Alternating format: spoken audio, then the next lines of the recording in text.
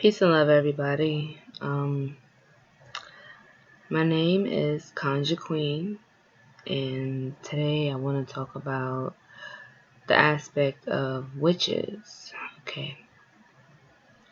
So when we think about a witch, usually a lot of the times we think of some old hag with a broom and a black cat, right? And probably some ugly looking old woman.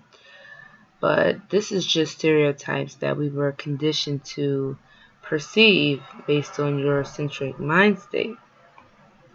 And a lot of the times when we go back in history, we realize that the witches were actually used to empower the nation. The witches were the ones that healed the nation.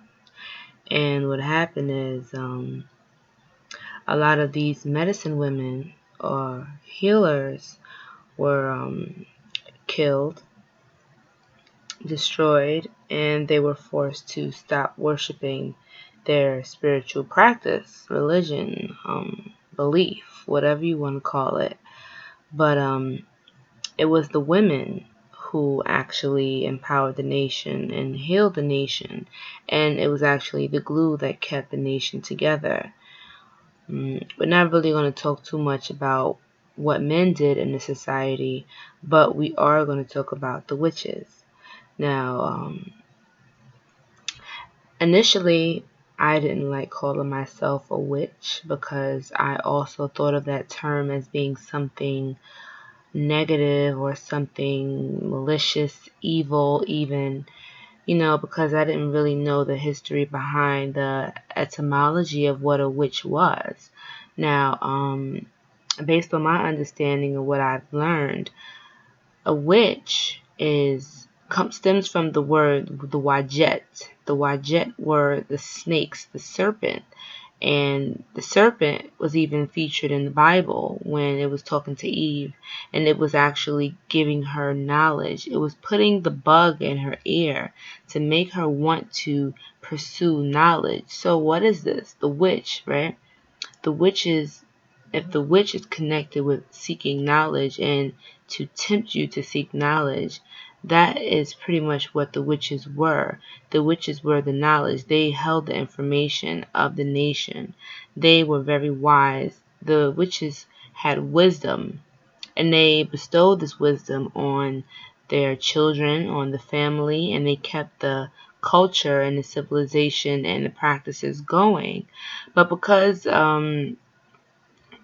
the Europeans came and they destroyed the land, they burnt the libraries and burnt the books and pretty much stole our knowledge and slapped their names on it, and pretty much conditioned us to feel as though being a witch is something negative. We've actually learned to internalize this concept, and now it even haunts us to this day. It haunts us to this day. So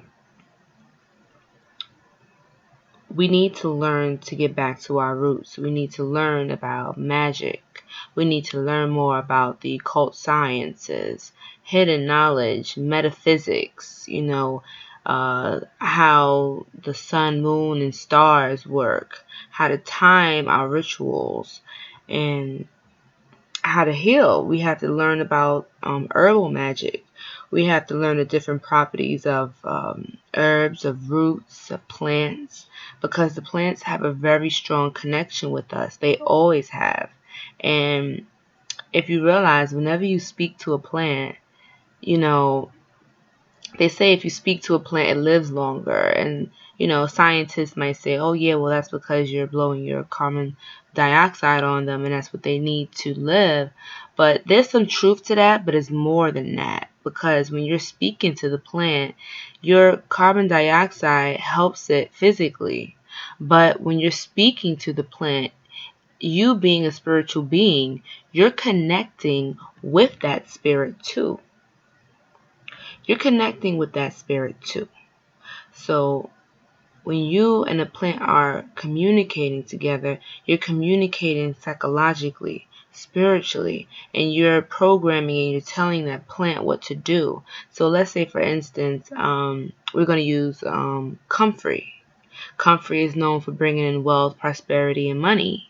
So let's say I gather me some comfrey, and I want to do a ritual to get a job or to increase my funds, right? So just going to give you an example. I gather some comfrey. I light a green candle because green usually represents wealth, money, abundance, right? Prosperity. So everything when it comes to magic, everything is pretty much psychological. You're pretty much putting yourself into a psychological state where you're manifesting these things from the spiritual realm into the physical realm. It's all metaphysics. It's all nature law, which is very important that we learn the principles of nature's law. They say that it's 7 main principles, but it's more than that. You can research the 7 Hermetic laws, which was also written in, Hermetic, really Hermes is Tahuti or Jehudi from Egypt, or Kemet, but of course, the Grecians, they like to take a lot from us. So the Greeks, whatever you want to call them. Okay, so not to go off on a tangent, but if I was to get some comfrey, I can either burn it as an incense to affect my psychological senses. My senses goes to the brain. I'm affecting a certain part of my brain to activate to say, okay, I need to manifest some money. I need to bring money into my life. What you're doing is you're speaking to the spirit or the force that deals with harvesting money and wealth. Before, back in the day, they didn't have paper money that we see as now, but it's similar because we look at it and we view it the same way. For instance, they were more agricultural, so they would use comfrey or do rituals to make the plants grow or to have better harvests or better plants. That's what they did. So the plants were their wealth. That represented their prosperity. Nowadays, we have to also learn to incorporate our magic and our rituals to relevant times. A lot of the things back then are relevant now, and a lot of the things that we have now wouldn't even have been really relevant then. So we have to learn how to incorporate magic to work for us. So there's different things you can do with comfrey. You can anoint it. You could dress it with your candle. You can burn it as an incense. You can actually make a spiritual bath with it. You can make a spiritual oil with it and anoint it with yourself. You can use it as a tea. I think you can drink it as a tea. I don't think it's really harmful for you, but I would advise you research that before you do that because I'm not sure. I'm just using it as an example. But yeah, that's just a small example of what you can do to bring in like wealth or money or prosperity. But it's all about getting back to our roots. It's all about going back because we come to a certain place where we're so lost, where we don't know where we're going because we forgot where we came from. It's time for the women to heal the nation. And the only way the women can heal the nation is if we go back to our roots. We learn these rituals. We practice them. And we strengthen our power. We get back in touch with our feminine selves. We remember and we utilize and we practice our feminine duties. Getting back into our feminine roles as women. Okay? It's the law of duality. There's the creative aspect, there's a creative force, and then there's a destructive force. And the creative force is usually the women. And the destructive force would be the men. And we see how this played out in society. Men would usually represent war and destruction. And a woman usually represents birth, creativity, renewal. So it's time for the women to heal the nation. It's time that we have a balance. And I'm not bashing men at all because a lot of the times, because a lot of the times, whenever there's an imbalance, if there's too much feminine energy, it could be a lot of chaos. If there's too much masculine energy, it's too much control. It's not enough room for freedom and creativity. This is why we live in a left-brain society, because men are left-brained, women are right-brained. And with that being said, we're not really utilizing both of our brain hemispheres, which is why we're in the situation that we're in now. But to keep it, I'm going a lot of different ways. This video has really no structure, no specific topic, because I'm just free-forming right now. I'm just flowing. But the women of the nation definitely have to learn to get back to our roots. We need to start practicing magic and stop being afraid of our power. We need to embrace the darkness, embrace the dark energy. And dark energy is not synonymous with evil. They're very different. Dark energy is feminine energy. I repeat, dark energy is feminine energy. This is why we are forced to fear darkness. This is why we have been conditioned to think darkness and anything associated with blackness, melanin, okay?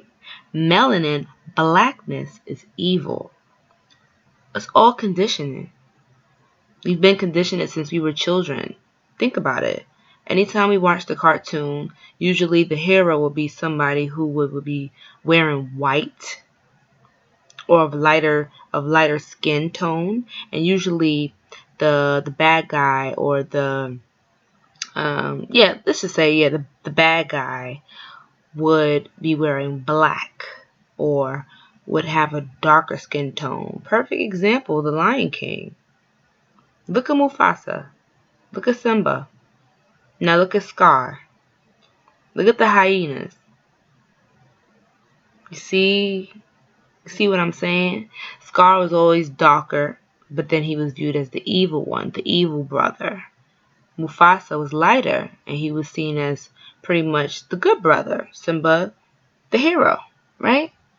Now, this is just one example. Imagine having this constantly conditioned in your psyche since you're a child, out of the womb, over and over and over and over again, where you start to internalize this as a truth. Okay? And remember, whatever is your truth, you're going to project that into reality. And whatever you believe is true is your truth. And that's your reality. But the good thing about it is, you can always change your reality. It's not going to be easy, but it's possible. It takes effort. It takes time and discipline, but it is possible. But altogether, women, we have to get it together. We have to stop hating on each other. We have to stop bashing each other. We need to learn how to embrace each other and love each other and help each other heal. Before we can do anything, we have to heal ourselves. It's a lot of healing that we have to do, but it's possible. I would suggest that we do more research. Research, primal arts, womanly arts, cooking, cleaning, sewing. A lot of you may toot up your nose and be like, "Oh, well, this is a new century. Women don't have to be in the kitchen." Who told you that? Look throughout time and history, and you'll see that the women that were more domesticated and more in tune with their femininity kept men, were married, had children, had a family, and they were fine. They were fine. It's not about being less than. Know your worth. It's okay to be feminine. It's okay to submit to your man. It's okay to be in touch with your feminine nature and tune back into the frequency that you initially were meant to be. We've been confused. We've been duped. We've been fooled, bamboozled, tricked. But it's okay, because now we're in the new age, the age of knowing. We're in the age of knowing. And now it's time that we know better. and we make a change. Let's heal the world together. But before we can heal the world, we have to heal ourselves first. Okay? We can do it. So guys, that's going to be all. This is Conjure Queen. It's been great sharing knowledge with you. And, if you like what you heard or you seen, feel free to leave comments. I'm open to suggestions. If you have any topics that you would like to talk about, I'm open to that too. Let's build. Let's share information. This is what this is about. We got to heal each other. We could do it. So until next time, peace.